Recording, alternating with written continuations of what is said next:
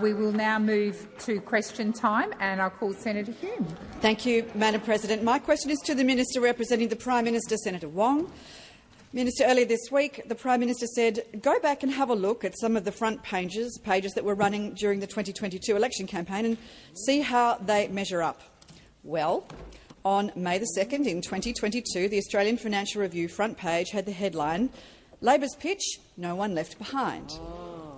According to Homelessness Australia, however, there has been a 33% increase in Australians living rough in the past 2 years. Shame. And today, Foodbank has released its hunger report, which found that in 2025, 1 in 3 Australian households have experienced food insecurity in the last 12 months. Minister, will you acknowledge that millions of Australians are being left behind under Labor? Minister Wong. Well, Senator, I'm very pleased that you've gone back and looked at the 2022 election campaign front pages. But I can say to you that this government doesn't need to look at newspapers to know how important it is to continue the work we are engaging in on delivering on cost of living, on housing, on Medicare, on schools.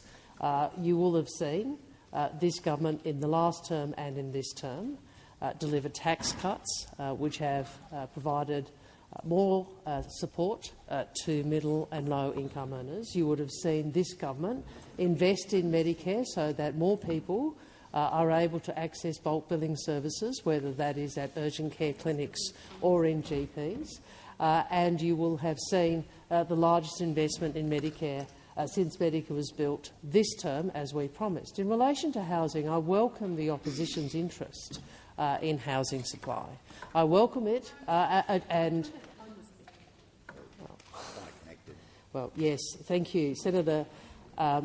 We do actually think the provision of housing might have relevance to the homelessness issue. I know that those opposite for many years have failed to understand that, and we are dealing with the consequence of years of neglect when it comes to housing and homelessness on this side of the chamber, by those opposite, and we on this side of the chamber are dealing with it.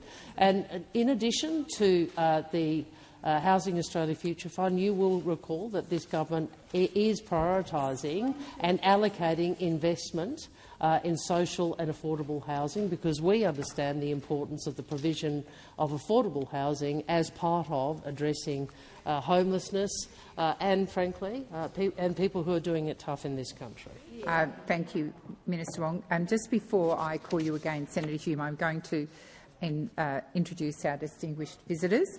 I draw to the attention of honourable senators the presence in the gallery of a parliamentary delegation from the Tuvalu Parliament, led by the Speaker, the Honourable Sir Yakuba Italale. I would also acknowledge the High Commissioner for Tuvalu, Samuel Leilonu. On behalf of all senators, I wish you a warm welcome to Australia, and in particular to the Senate. And with the concurrence of honourable senators, I invite the Speaker to take a seat on the floor of the Senate.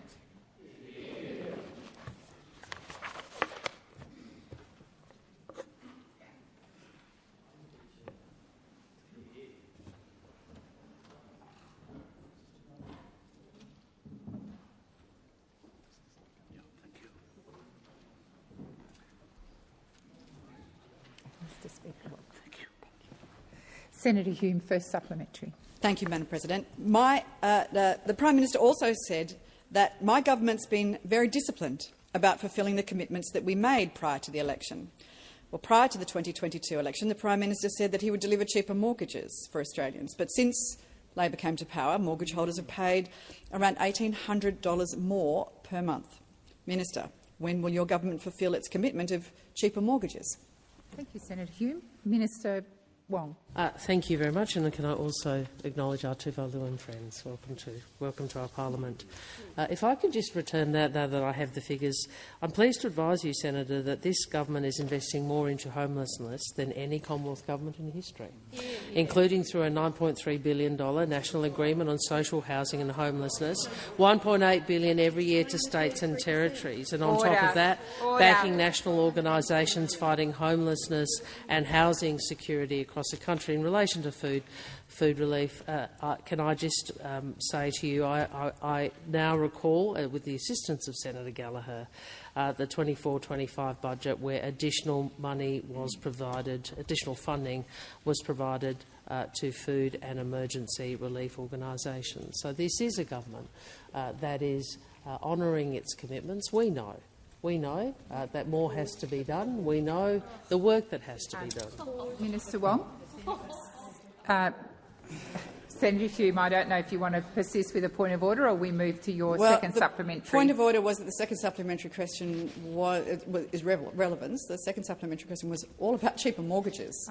Thank we you, didn't get Senator. a single mention Senator of Hume, mortgages. it's not a time for statements. I invite you to put your second supplementary. Minister, the front page of The Australian on the 2nd of May in 2022 said, "Life will be cheaper under me," says the Prime Minister. But since Labor has been elected, households are paying 15% more for food, 15% more for health, 19% more for housing and nearly 40% more for electricity.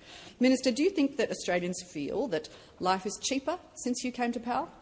Thank you, Senator Hume. Minister Wong. We have always understood that Australians are doing it tough. We've always understood the responsibility of government to contribute to the measures which assist with the cost of living, and we have done that. Pay rises for all minimum and award wage workers, taking the increase in total to over $9,000. Now, I know those opposite believe that low wages are a deliberate design feature of the Australian economy.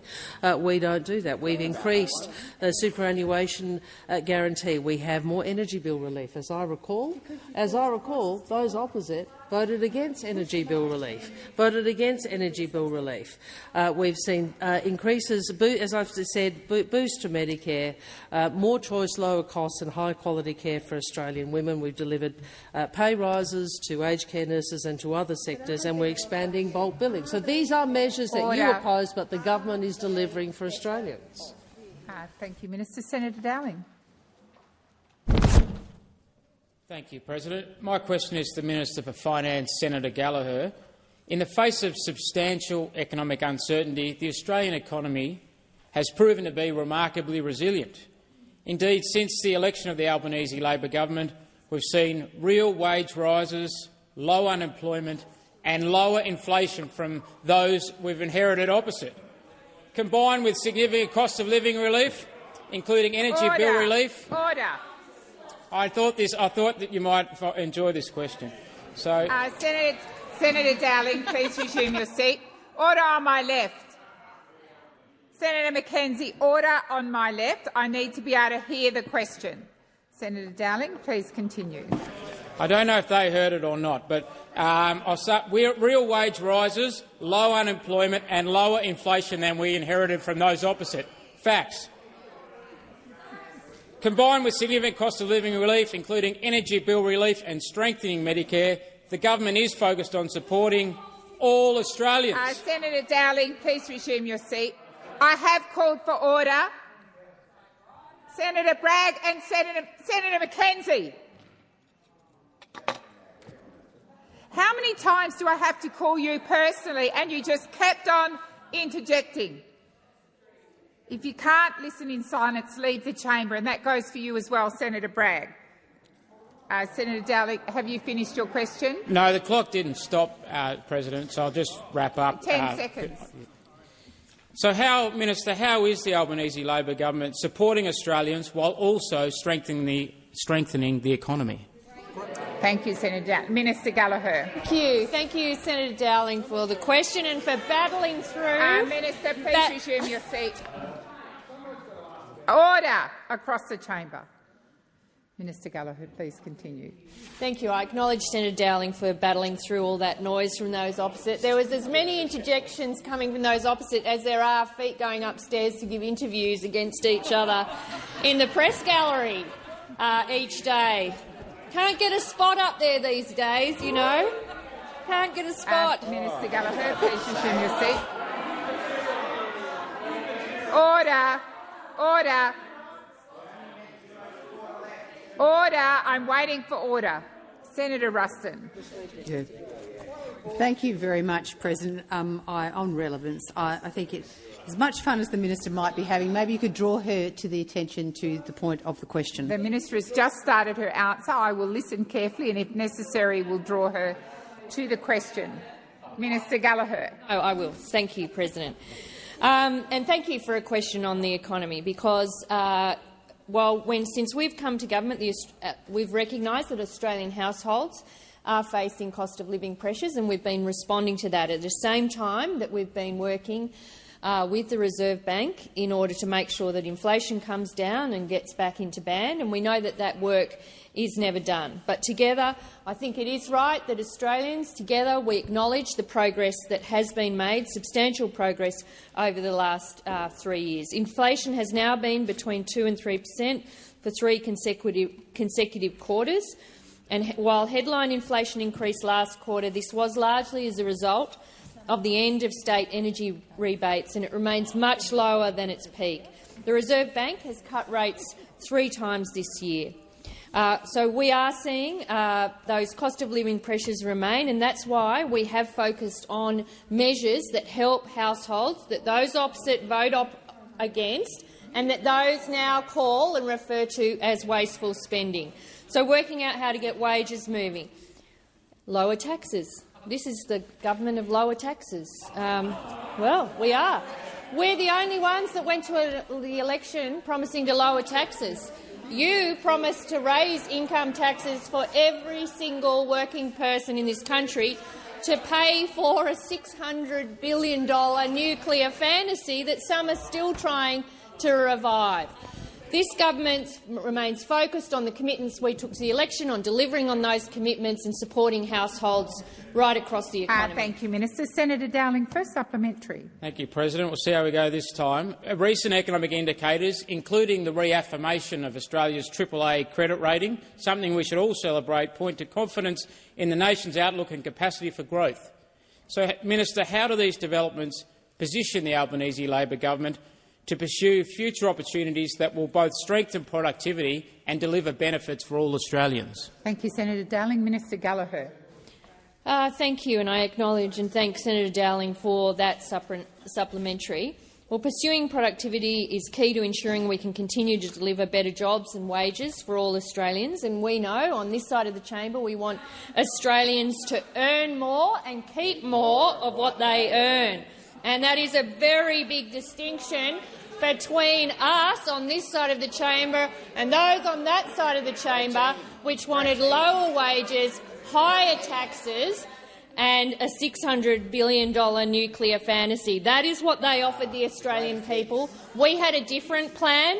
We're investing through our National Reconstruction Fund. We're investing in skills. We've got our Future Made in Australia agenda. We've got the $900 million National Competition Fund. We've landed our energy policy and we're implementing that. Again, bit of a sharp contrast with those opposite. We're making investments in our social infrastructure, in Medicare, in childcare, in making sure that we're supporting women across the economy, and we will keep going. Senator Dowling, second supplementary. Thank you, President. And thank you, Minister, for outlining how focused economic management by the Albanese Labor government has improved economic resilience and improved the budget bottom line compared to what those opposite proposed. So how does this turnaround demonstrate the importance of responsible economic leadership in achieving better outcomes for Australians? Thank you, Senator Dowling. Minister Gallagher. Thank you, and I just acknowledge the very high quality of your question, Senator Dowling, and your experience as an economist, and the skills that you bring to the government and your contribution acknowledged today. Since Labor was elected, inflation is down, debt is down, real wages are growing, unemployment is low and interest rates have fallen. We've delivered 2 surpluses. Remember that?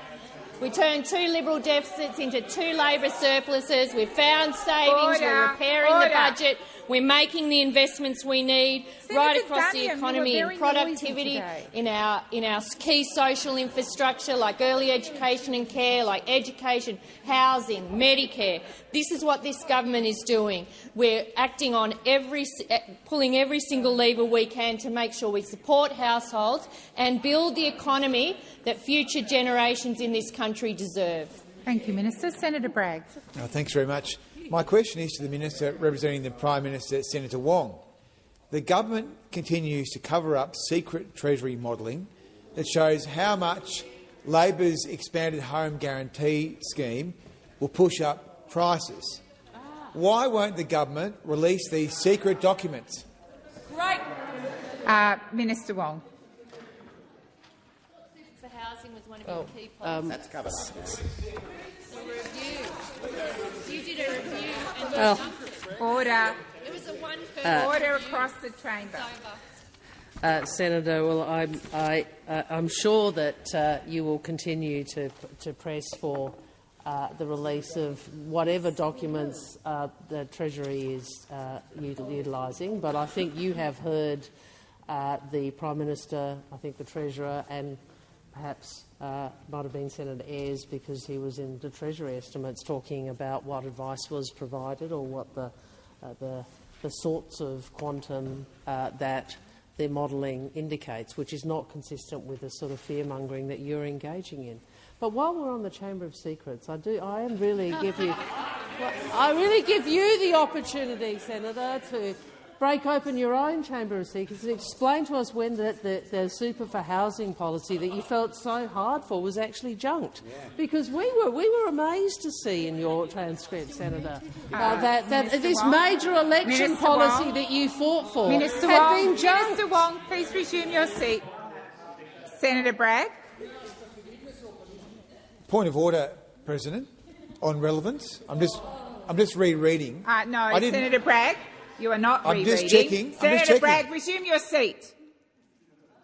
When I ask you to resume your seat, that's exactly what you should do. Minister Wong, I'm going to direct you to Senator Bragg's question. Please continue. Well, I am talking about the secrets. I'm talking about the secret policy announcement that wasn't an announcement but was an announcement. We are interested in whether or not the Super for Housing policy has actually been permanently junked or not. Minister Wong, please resume your seat. Senator Bragg. Thank you, President. Point of order on relevance. The question was about the secret reports, not about the superannuation. Thank you, Senator Bragg. I will direct the minister to your question. Minister Wong. Well, Senator, I think you've been advised this on a number of occasions, but I'm happy to do it again, that Treasury advice indicates that the impact of this policy on house pricing will be minor.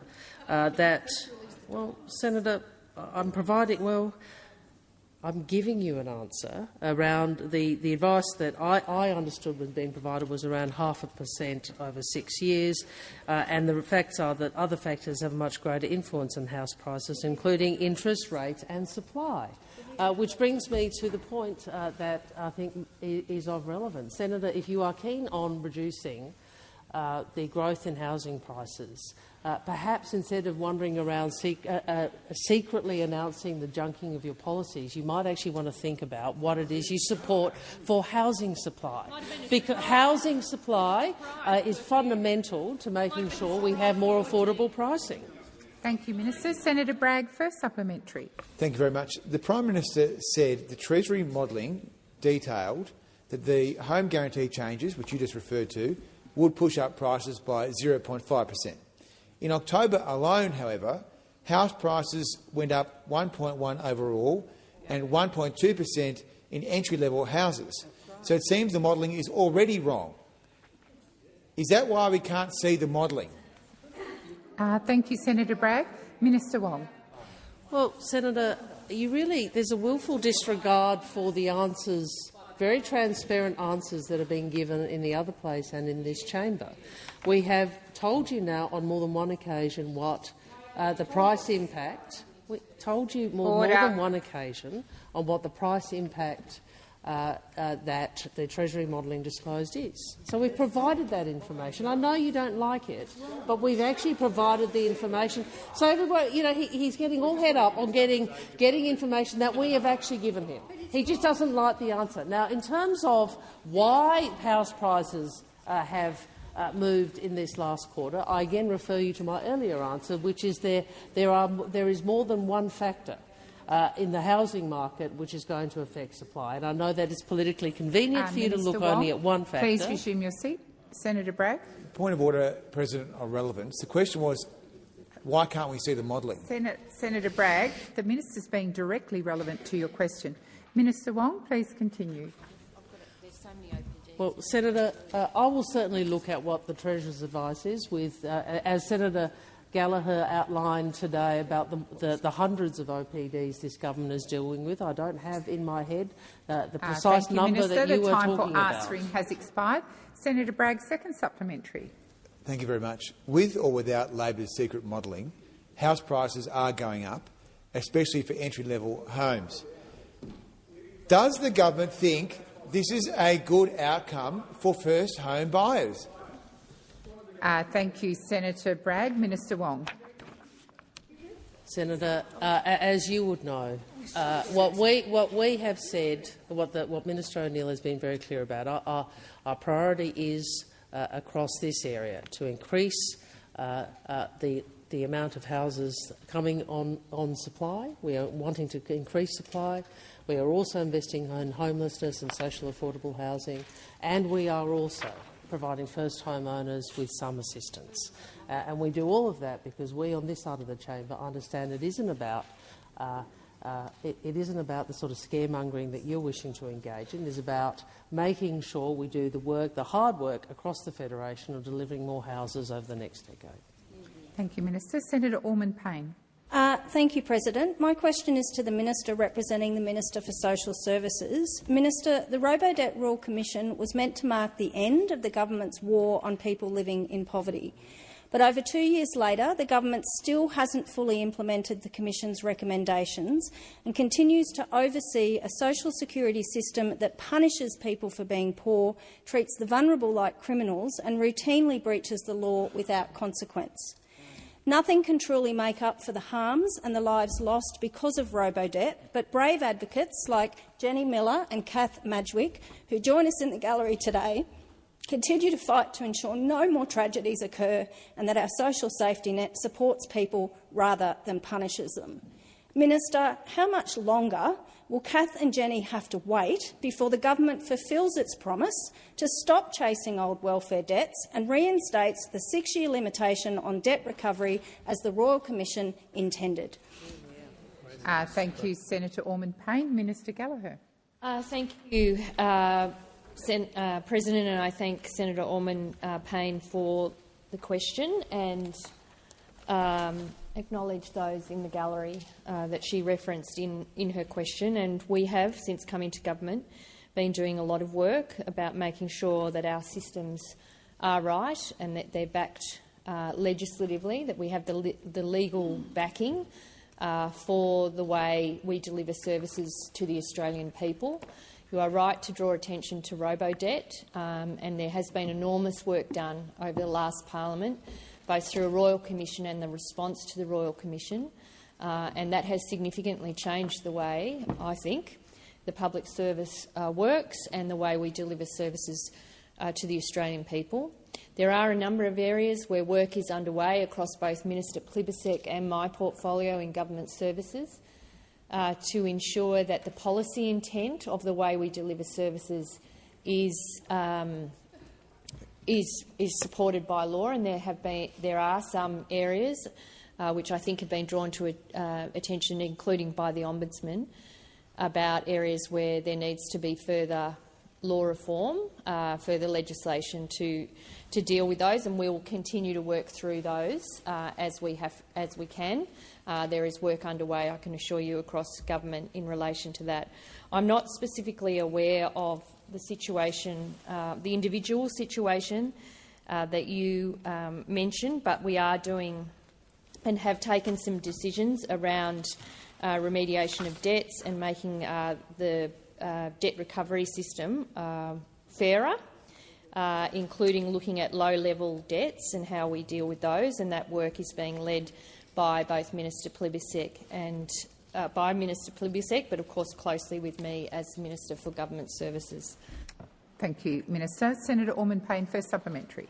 So-called mutual obligations force people on JobSeeker into pointless box-ticking exercises and compliance activities that deliver billions of dollars to private employment agencies but provide no real help to job seekers. In the past year, over 2 million payment suspensions have been issued under this system, a system that 2 reports have now found may not even be lawful. Minister, can you state with confidence that the targeted compliance framework is operating lawfully? Thank you, Senator Orman-Payne. Minister. Sorry, Senator Orman-Payne, I just missed the question at the end of that. Senator Orman-Payne, if you just repeat the last sentence.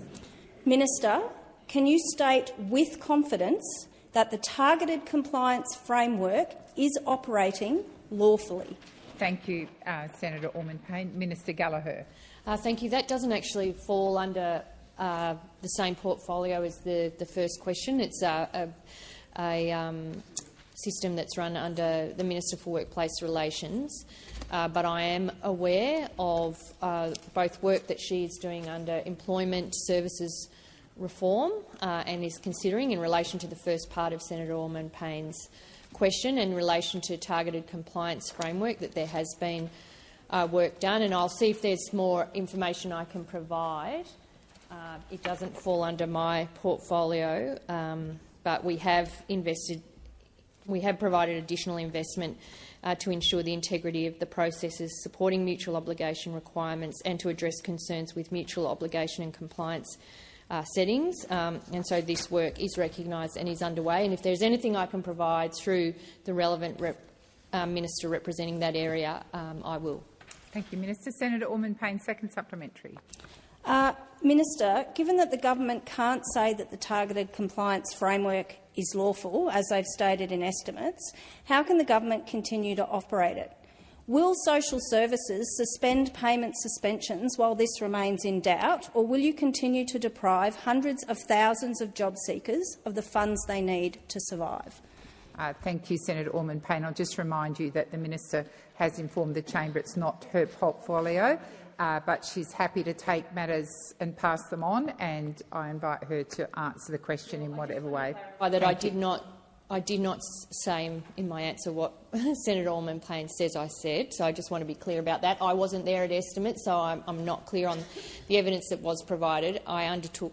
This is not part of my repping responsibilities. It's not targeted compliance framework. It's not run by Department of Social Services. It's Department of Workplace Relations. But in the broader point, and I've been clear about this, there is work underway between social services, myself, in government services to make sure our legislative arrangements support the policy intent of the way we deliver services.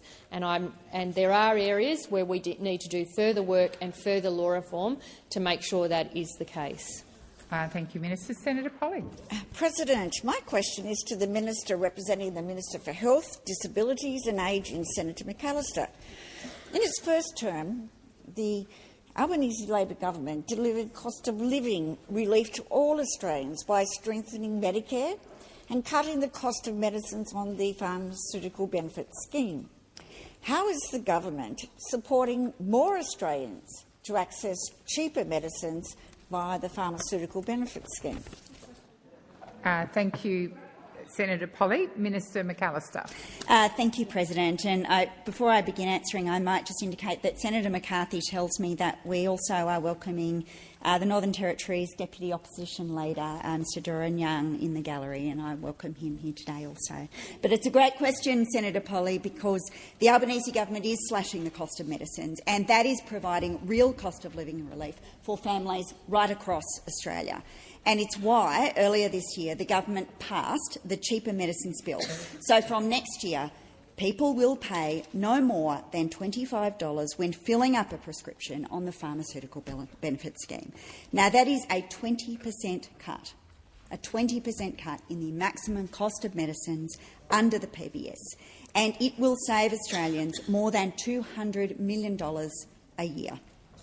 And the people who need help most, like Australian pensioners and concession card holders, will have the cost of their PBS medicines frozen at just $7.70 until 2030. But that's not all, Senator Polley. We are doing so much more because we want the PBS to be the best it can be, offering more Australians effective and affordable treatments. And it's why a month ago, on October the 1st, Australians affected by breast cancer, by rare kidney disease and a range of other conditions received critical cost of living relief with access to even cheaper medicines on the PBS. Take, for example, TrueCap, which treats locally advanced or metastatic breast cancer that cannot be removed by surgery.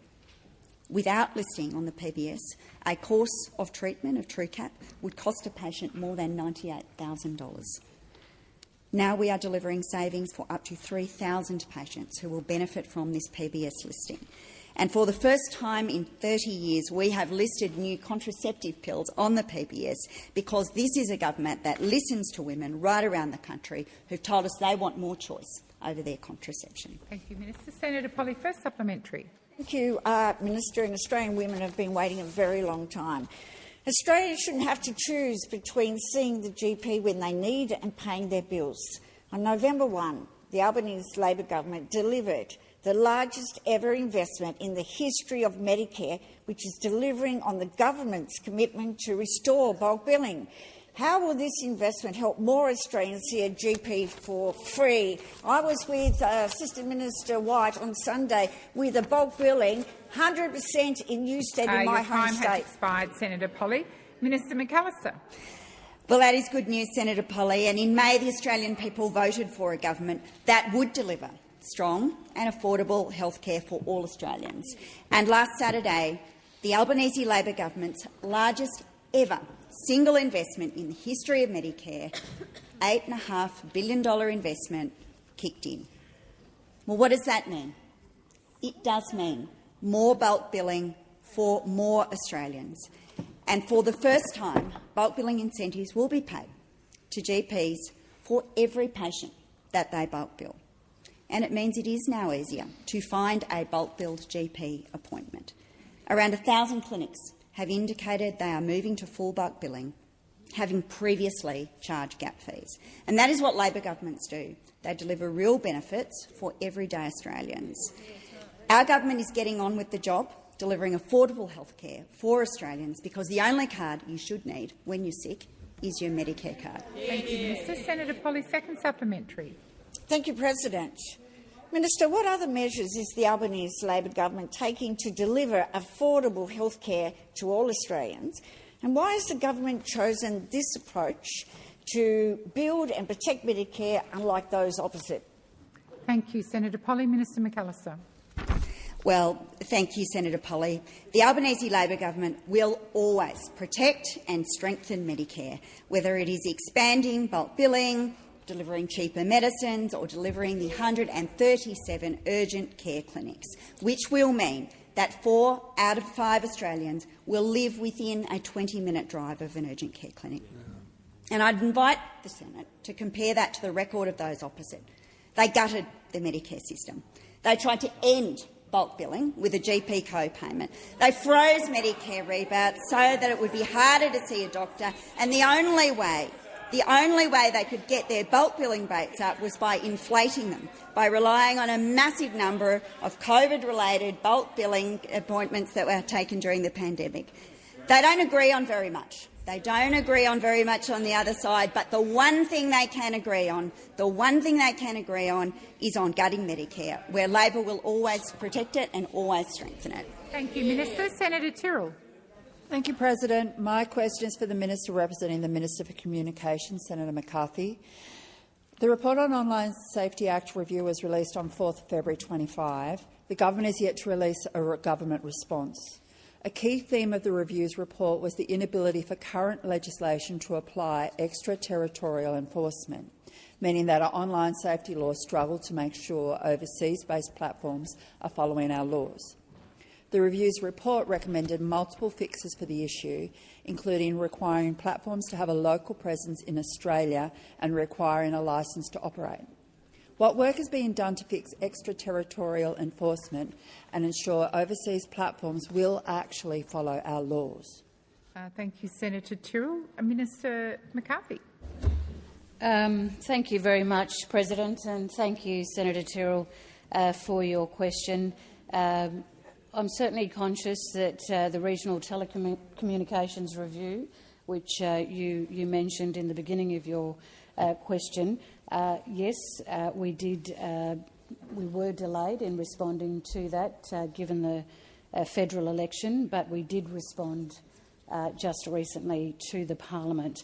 And you know that as part of the Albanese government's commitment to ensuring Australians that we are protected by world-leading online safety laws, the government will be legislating a digital duty of care, and the digital duty of care will place the onus on digital platforms to proactively keep Australians safe and better prevent online harms. Senator Tyrrell, you know that this is a space that the minister is working very diligently in, given the timeline that we have ahead of us in terms of the ban for those under 16. We are committed to ensuring the Act provides strong protections and that platforms take responsibility, President, for reducing the harms experienced by Australians online. Thank you, Minister. Senator Tyrrell, first supplementary. Thank you, President. The government knows platforms can avoid paying fines or following court orders directions that enforce the Online Safety Act. Takedown notices by eSafety have been rendered practically useless by federal court rulings, leaving overseas platforms like X laughing. If nothing has been done yet that will be ready in time for your social media kids ban in 1 month's time, how do you think the ban can actually be enforced by the courts? Thank you, Senator Tyrrell. Minister McCarthy. Thank you, President, and thank you, Senator Tyrrell. We know this is a world-leading process that we are taking. We know also because of the support that the minister received in her trip to the United Nations recently. And we also know that it was largely because of the words of one of the parents, Miss Emma Mason, who spoke so passionately, Senator Tyrrell, not only to the UN but to the world in regards to what had happened to her. We recognise that there will be difficulties along the way, but the minister is working diligently to ensure that this piece of legislation and those telcos are ready for the 10th of December. Thank you, Minister. Senator Tyrrell, second supplementary. Thank you, President. As you indicated when the report was released back in February, the government's recommitted to a digital duty of care, but has since been silent on this and the broader report. Almost 1 year on with no government response, can the minister please provide an update on the duty of care and explain what other recommended reforms are being pursued separate to the duty of care? Thank you, Senator Tyrrell. Minister McCarthy. Yes, thank you, Senator Tyrrell, and I'll certainly provide you the advice I've been given, but also happy to seek further advice. But I'm made aware that Australia's online safety work is world-leading, and to ensure the Online Safety Act is fit for purpose, the Albanese government brought forward that independent review. The government is carefully examining all of those recommendations and everything that you've mentioned today. Thank you. Thank you, Minister. Senator McDonald. Thank you very much. My question is to the Minister for Industry and Innovation, Senator Ayres. Minister, Iluka Resources is planning on suspending operations at their Cataby mineral sands mine and their only operating synthetic rutile processing kiln in Western Australia in less than a month, putting hundreds of jobs at risk. Following this, BHP has scaled back production at its Yandi iron ore mine, and South32 have announced redundancies at its Worsley operation due to increasing cost pressures, putting hundreds more jobs at risk. Across the country, we've seen the de-industrialisation of Australia thanks to your failed energy and industry policies. How many more jobs will be lost under your watch? Thank you, Senator McDonald. Minister Ayres. Thank you. I just point out that there are a series of those operations that clearly fall within my portfolio area as the Minister for Industry. There are a series of them, of course, that fall under the responsibility of my colleague, the Minister for Resources, Madeleine King. I'll try and address the overall approach in relation to those questions, but you'll appreciate In relation to some of those direct mining ventures, I'm happy to try and come back to you about any additional information that we would be able to provide. And I can see material that doesn't quite go to it being provided to me at the moment. The broad question at the end of your question was about the approach of this government on industrial policy and industrial jobs. And you will have seen over the course of the last 6 months our approach to securing the future viability of a series of industrial facilities that employ or cause to employ many, many thousands of people, including one in your home state of Queensland, that the knock-on effects of the closure of that Glencore facility would have been many, many thousands of jobs. I am asked about approaches to energy policy, and one of the most important things, of course, in this area is consistency. Senator McDonald, on the 28th of March 2023, you said we supported a measured, cooperative approach to net zero by 2050. That was your position. I wonder what it is today. Thank you, Minister. Your time has expired. Senator McDonald, first supplementary. Minister, your government has overseen 8,000 Western Australian jobs lost thanks to the collapse of our nickel industry, and another 800 jobs lost at Kwinana before these more recent announcements. Why are so many Western Australian jobs at risk under Labor? Thank you, Minister McDonald. Minister Ayres. Senator McDonald, Minister Ayres. That's all right, President. Well, I think that it could only be the coalition that would blame the Commonwealth government for what is going on in the global nickel market.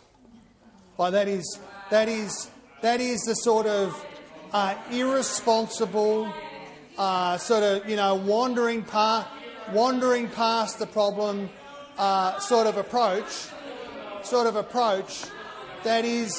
that underscores the delinquency of the period that those opposite were in government. Senator McKenzie. It's a bit like it's hard to find a metaphor that is appropriate. It's not just the teenage arsonist blaming the fire brigade for turning up late. It's the teenage arsonist who's still pouring petrol out, holding a lighter, blaming the fire brigade for turning up too late. Senator McDonald, second supplementary. We've seen risks of job losses at Tomago, Iluka, Nearstar, Glencore, BHP. When will you admit your energy policies are failing Australians, driving up prices and costs, or will taxpayers yet again have to pay for your failures? Thank you. Order. Order. The minister is on his feet. Order. Senator Watt, order. Senator Watt, I have called you to order. Senator Brockman. Minister Ayres. Thank you. What is absolutely clear is that Australia is paying the price for a decade of delinquency. Now, there were efforts by the previous government. Mr. Taylor said the coalition's policy to achieve net zero emissions by 2050 is a responsible and balanced plan. Senator Kovacic said the previous Liberal government that Australia committed to reaching net zero by 2050. Ms Lee said we have a technology-agnostic approach to reaching net zero emissions by 2050. It goes on and on and on. Senator Smith was over there saying the coalition is committed to transitioning to net zero. Ayres, please resume your seat. Senator McDonald. On relevance, I'm waiting to hear about Australia being able to compete on energy Senator policy. McDonald. Order. Order. Order. Order. Senator McKenzie. I don't know why you think, after I've said order 3 times, that somehow you deserve the last word. You don't. Minister Ayres, I'm going to draw you back to the question. Well, we will continue to deliver the modernisation of our electricity system. We will continue to improve the gas market settings in the interest of heavy industry. The time for answering has expired. Senator Payman. Thank you, President. My question is to the Minister for Industry and Innovation, Senator Ayres. Green iron represents a massive opportunity for jobs, investment and exports in line with Future Made in Australia. The government has allocated $2.4 billion to Whyalla, but we have an equally valuable magnetite resource in Midwest WA. Major investors are now turning to the Middle East to invest in green iron because positive government support, which puts future WA jobs in this sector at risk. While the WA state government is investing, we need the speed and scale that only the Commonwealth can deliver. Premier Roger Cook is in Canberra, so I'm sure WA is on the agenda. Minister, what funding has the federal government allocated for common user infrastructure at Geraldton Port to crowd in private capital and investment? Minister Ayres. Thank you, President. And Senator, thank you for that question. I guess I would – I know this is the state's house, but I would not pit Australians against each other on these questions. And investment in South Australia, which is a very good investment, very important to take that facility away from its owner who was running it into the ground against our national interest and against the interest of our industrial capability, is a good thing for Australia and a good thing for Western Australians. It maintains our iron and steel-making capability in Australia while we build for the future. You are right to point to Western Australia's enormous potential advantage here. And what this government is trying to do is to achieve 2 objectives. All of them opposed by the Liberals and Nationals, and Lord knows what the One Nation Party's position is on these questions. We are for a future made in Australia for this sector. And we're doing it for 2 reasons. One is to secure future iron production in Australia, and move up the value chain to secure good jobs. Minister Ayres, please resume your seat. Senator Payman. Just on point of relevance, President, I was asking specifically for the Gerald Port funding. I know there was a preamble, but could you please direct the Minister? The Minister is being relevant to your question, Senator Payman. Minister Ayres. There are 2 purposes. One is to move Australia up the value chain and secure this industrial capability and good quality blue-collar jobs in our regions, and that is very much a Western Australian story. Secondly, the objective here is to protect the future of our iron ore sector, which cannot be left unprotected to just be entirely reliant upon its current export markets, because some of our customers are moving to diversify their supply chains. And that puts our iron ore sector, if we are not thoughtful about planning for the future, at some competitive disadvantage. That's the focus of our policy. Thank you, Minister. That's what we're going to do. Senator Payman, first supplementary. The Commonwealth collects tens of billions in corporate tax revenue from the iron ore industry in WA. Minister, why is the federal government giving $0 to safeguard WA's #1 export industry and ensure the industry has a future in Australia through green iron? Thank you, Senator Payman. Minister Ayres. Well, as I've said, I mean, we are for Australia and Australia's capability here. The story of future iron production in Australia is very much a Western Australian story. The future critical minerals production in Australia is a South Australia, Queensland, Northern Territory and WA story. There is $1 billion there just to deal with one program, $1 billion in the Green Iron Investment Fund. Now, Premier Cook is here today. He is making, not in the chamber, Senator Ciccone, but here in Canberra. He is about the House making representations on behalf of Western Australia. I'm sure he will be doing it in relation to future iron production. I guarantee that we will develop a joint approach, implemented over time, with the Government of Western Australia in the interest of the steel. Senator Payman, second supplementary. Minister, to all my constituents from WA who are listening in, how many well-paying, highly skilled, future-proof WA jobs are we potentially sacrificing by failing to invest in this opportunity now that you claim to be working very closely with Premier Cook? Surely WA is on the agenda, but you have not mentioned anything about any project in WA. Minister Ayres. Well, Senator, that is obviously a pre-written question that bears no relationship to what is actually happening. And the progress that is being made with the Government of Western Australia, in the real world, on future iron investments there, the work that is being done on making sure that there is a clear technological pathway through, whether it's NeoSmelt or these other projects that are being supported by overseas investors and Australia's iron ore sector and our research and development capability, will be in the interests of thousands of good blue-collar jobs, and they will protect the mining industry in Western Australia from the potential losses that would occur had not this government actually got a progressive agenda for a future made in Australia. Thank you, Minister. Senator Grogan. And my question is also to the Minister representing the Minister for Climate Change and Energy, Senator Ayres. It's Ayres Day.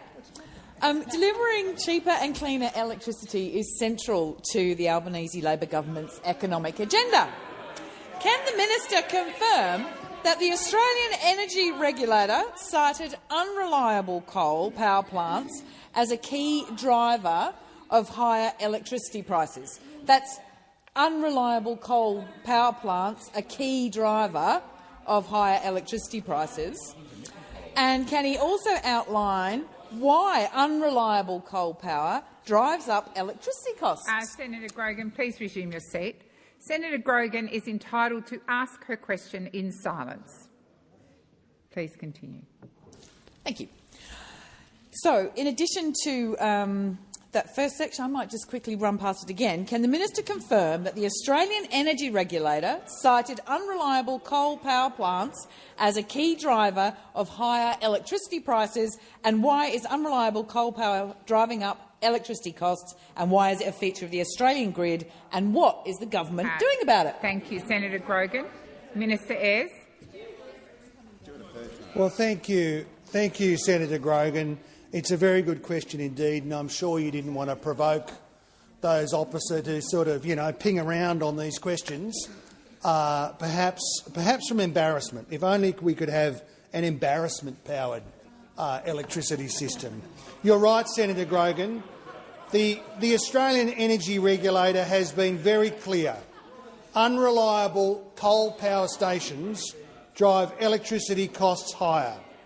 Those old plants, 24 out of 28 of whom announced or brought forward their closures while those opposite were in government and did nothing about it, shut down without warning, requiring the use of fast but expensive gas peaking power stations. Just yesterday, on one day, there were 3 gigawatts of unplanned coal power outages, making electricity more expensive for households and industry. It's not just the Australian Energy Regulator. Rio Tinto has been clear that the coal power from AGL Bayswater is too expensive after 2028. That's why we are building new generation. 15 gigawatts added to the grid since we were elected, 20 gigawatts in the pipeline. We are delivering hundreds of thousands of home batteries, which make bills cheaper for Australians and help support our grid. Minister Ayres, please resume your seat. The constant interjections, particularly from you, Senator Canavan, but not you alone, are incredibly disorderly. Senator Mackenzie, once again, you have to have the last word. Minister Ayres deserves to be heard in silence. If you can't give him that respect, leave the chamber. Minister Ayres. Deserves was very generous indeed, President, but I'll take that absolutely. The fact that the National Party want to drag Australia back to that policy gibberish, and these guys aren't prepared to stand up to them. Minister Ayres, please resume your seat. Once again, Senator Mackenzie and Senator McDonald, interjections and your constant running commentary is completely out of order, and it's disrespectful to me, just after I've had to sit the minister down, to bring you to order to start up again. I'm serious. If you can't be quiet, leave the chamber. Minister Ayres. Where is the courage of the modern Liberal Party? Where is the consistency? Where is somebody who is prepared to stand up in an effective way to this extremist takeover from these expired. Senator Grogan. Thank you, President. Now, the Albanese Labor government is focused on reform that delivers structurally lower energy prices. You've stepped out for us how expensive the coal-fired power is. What reforms are required to deliver structurally lower prices, and what parts of our community will benefit? Thank you, Senator Grogan. Minister Ayres. Well, thank you. That's right. Dealing with the wreckage in the energy market that was left by those opposite is the serious business of this government. We need major reform. We need affordable gas in Australia to bring down the cost of gas for industry and the energy system. That's why Minister Bowen and King are working their way through the gas market review, whose purpose is to try and unravel the mess that was left by the show opposite. We need long-term certainty for electricity investors to make sure that more generation and transmission gets built in regional Australia in cooperation with farming communities, that this rebel opposite are wandering around stoking division, mostly with imported memes, imported from far-right extremists overseas, that they pretend that they made themselves. Thank you, Minister Ayres. Senator Grogan, second supplementary. Thank you, President. What I'm hearing from Senator Ayres is that there's cheaper electricity is requiring a disciplined approach, unlike those opposite, and a coherent policy, unlike those opposite. What exactly are the risks if energy policy is incoherent or delivered by an undisciplined government? Could the minister step out for us what those issues might look like? Thank you, Senator Grogan. Minister Ayres. Well, I only have a minute, President, but the key risk is a return to the investment drought, the disinvestment and the structurally higher prices that are a consequence of the delinquent decade that those opposite were in government. Senator Canavan said in 2019 electricity prices for manufacturing businesses in Australia have gone up 91% in the last decade. And what did he and the Morrison government do about it? In 2020, they gave goodness knows who $3.3 million. Ayres, please resume your seat. Once again, the interjections are disorderly. Minister Ayres, please continue. $3.3 million of public energy to Shine Energy. Where are they now? For a coal-fired power station in Collinsville that never got built. Not a sod was turned. I don't think they even put a fence up. I don't think they even put a fence up. Your seat. Seriously, Senator Canavan. I invite you to leave the chamber. Then if you're going to stay in here, the choice is to listen in silence and be respectful to my directions and my orders. Minister Ayres, please continue. Well, the only thing that would guarantee more expensive power is a plan to reintroduce coal-fired power. I don't know what it'll be next. Coal-fired trains from this lot. Coal-fired trains. Minister Ayres. Senator O'Sullivan. Thank you. My question is to the Minister representing the Prime Minister, Senator Wong. Yesterday, West Australian Premier Roger Cook met with the Prime Minister and other ministers on the latest Labor attempt on environmental reform, with media reporting that he said the government must deal with the resource sector's concerns and, quote, "We also need to make sure that industry continues to be encouraged," end quote. Has Labor's left-wing pro-green reform proposals failed Western Australian business and indeed all Australian businesses that have been rejected by the Premier of Western Australia and business groups again? Thank you, Senator O'Sullivan. Minister Wong. Thank you, President, and thank you, Senator. It gives me the opportunity to again say to you we want faster decisions for business and stronger protections for the environment. And you have an opportunity here to do the right thing and actually engage in good faith with the government to pass this legislation. It was your leader who first commissioned Graham Samuel to review this legislation. You know it's needed. And so instead of, if I may suggest, instead of coming here and complaining about the legislation, why don't you engage in good faith with delivering legislation which both improves decisions, the speed of decisions for business, and delivers stronger protections for the environment? Because that is in the national interest and that is in the interest of all states and territories. Senator O'Sullivan, first supplementary. President, thank you. The government claims to have met with the Premier and many stakeholders in developing the latest reforms, yet the very key issues they raised have not been addressed. What are the issues that have been raised, and why didn't Labor listen to the Premier and the business stakeholders and act on their concerns before drafting the legislation? Senator Ayres. Minister Wong. It is interesting, isn't it? Yesterday, my recollection is that the Greens were trying to drum up an argument that big business was all for this, and now we have an argument that we're not talking to big business. I think that's right. We've got the diametrically opposed narratives here. Well, perhaps instead of everybody playing politics with their own supposed constituencies, it might be a good thing if a couple of the parties in this place, other than the government, look to the national interest and pass legislation which you know is sorely needed. Thank you, Minister. Senator O'Sullivan's second supplementary. President, Australia is becoming less attractive as a place for international investment. Australians are missing out on our jobs and living standards are going backwards. With the West Australian Premier and businesses calling for significant amendments to the proposed reforms, will Labor be amending the legislation to fix the issues, or will you partner with the Greens to kill off Australia's productivity? Minister Wong.